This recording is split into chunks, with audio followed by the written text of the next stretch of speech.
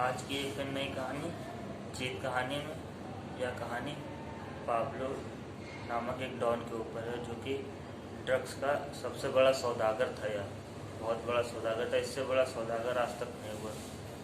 और अभी तक का ये सबसे अमीर डॉन भी था। तो डॉन आप जानते होंगे, जैसे दाऊद इब्राहिम है, इन्हीं लोग का नाम जानते होंगे, मगर यह सबसे बड़ा सौदागर था ड्रग्स का।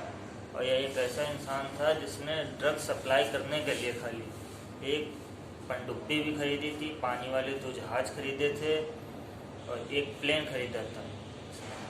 इतना बड़ा ड्रग्स का सौदागर था। इसने एक दिन में जो है, इसका जो रिकॉर्ड था 20,000 टन इसने ड्रग्स सप्लाई की थी। इसके बाद पैसा इतना था कि इसका पैसा जो कि 10% जो इसकी कमाई का हिस्सा चूहे उतर देते थे या पानी में सड़ जाते थे डॉलर।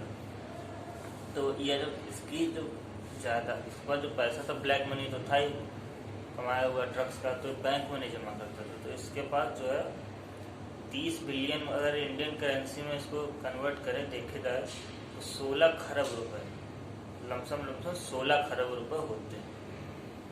तो इतना बड़ा सौदागर था। तो इसकी कहानी ये थी कि यार जब छोटा था तो स्कूल में पढ़ता था, तो पढ़ने में ठीक ठाक था।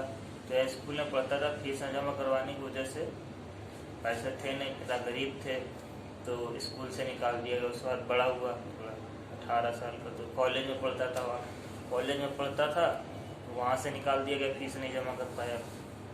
फिर उसके बाद में इसने जुर्म की दुनिया में पैर रखा। कहते पहले तो छोटी मोटी चोरी करता था यार, कि जैसे ईसाइयों के जो है कब्र में पत्थर लगे होते थे, अच्छी नक्काशी वाले, उनको निकाल के ये सप्लायर को बेच देता था, तो उससे पैसे मिल जाते थे। फिर उसके बाद में चोरी वोरी करने लगा। इसने जो पहला बड़ा क्राइम किया था, एक अमीर आदमी को किडनैप करके उससे अगर 75 लाख रुपये तकरीबन इंडियन करेंसी में वसूले थे, लिए थे फिरौती के तौर पे। उस समय ये सबसे अमीर था, छोटे मतलब उस उम्र में। फिर उसके बाद में इसने जो कि है इसने इसकी जो है ड्रग्स की मीटिंग थी 14 किलो की। तो वहाँ गया, इससे मीटिंग थी, वो भी ड्रग्स सप्लाई करता था। तो उससे जब मीटिंग हुई तो उसने कुछ बात बोल दी जो इसको लग गई दिल पे इसके। तो उससे लड़ाई झगड़ा हुआ, तो इसने उसका मर्डर कर दिया। 14 किलो ड्रग्स लेके वहाँ से भाग गया। बस उसके बाद से इसने जुर्म की दुनिया में पीछे मुड़ कर नहीं देखा। फिर इसने ड्रग्स सप्लाई करना चालू किया। बहुत ही पूरी दुनिया में 80% जो है ड्रग्स यही सप्लाई करता था। और इतने ड्रग्स सप्लाई करता था यह कि एक दिन में 20,000 टन ड्रग्स सप्लाई किया था। एक बार तो इसने प्लेन खरीदा था, और प्लेन खरीदते खुद अमेरिका लेकर गया था। और जब ये ड्रग्स सप्लाई करता था, इसके अलग अलग तरीके थे। प्लेन के टायर में ड्रग्स रख देता था और पायलट को एक खेप के $5 लाख देता था। आप सोचिए कितना पैसा कमाता होगा ये।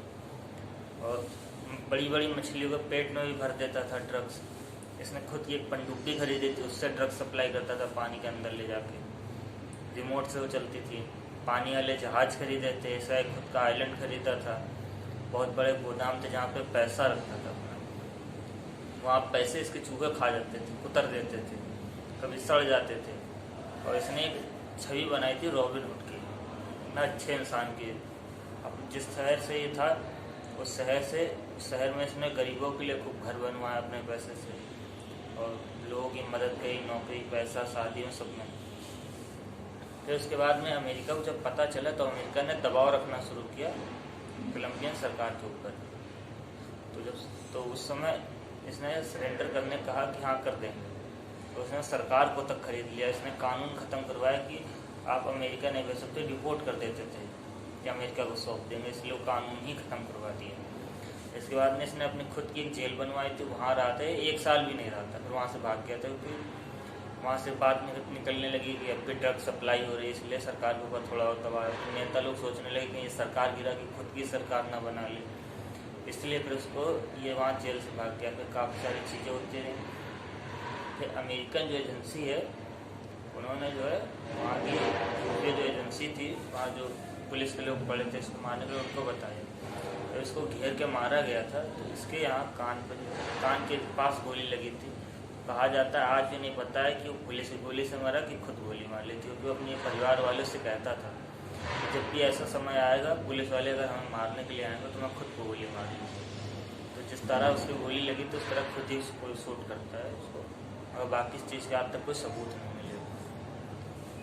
वैसे पैसे का अंदाज़ा इतना लगा सकते हैं, 30 बिलियन थे इसके पास। अगर इंडियन करेंसी में कन्वर्ट किया जाए तो 16 खरब रुपए। इसने एक बार वहाँ की सरकार को ऑफर भी दिया था, कोलंबियन सरकार को, कि आप हमें जो है वहाँ की पार्टी में जगह दे दो, कर्ज अदा कर देंगे। उस समय कोलंबियन सरकार के ऊपर जो विदेशी कर्ज था 5 खरब पॉइंट कुछ रुपए का कर्ज था, मतलब 10 बिलियन का कर्जा था। तो सरकार ने जाहिर सी बात थी मना कर दिया। इसके बाद कई बार जेल भी गया था, तो कोर्ट के जज थे उनको खरीद लेता था। अगर खरीद लिया तो बिक गया तो ठीक, नहीं उनको मरवा देता था। इसके ऊपर तकरीबन 5 से 6 हज़ार लोगों के कत्ल का दोषी था, ये मरवाए थे। इतना बड़ा डॉन था।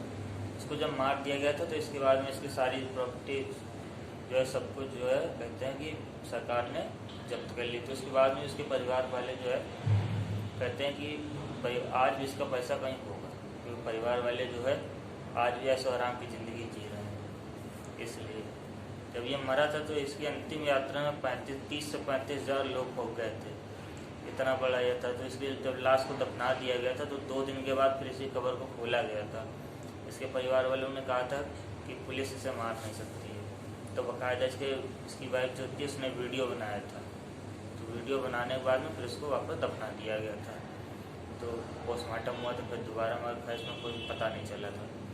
तो ये थी कहानी। अगर वीडियो पसंद आया तो चैनल को सब्सक्राइब करें, वीडियो को लाइक करें, शेयर करें और कमेंट करके जवाब दें वीडियो कैसा लगा।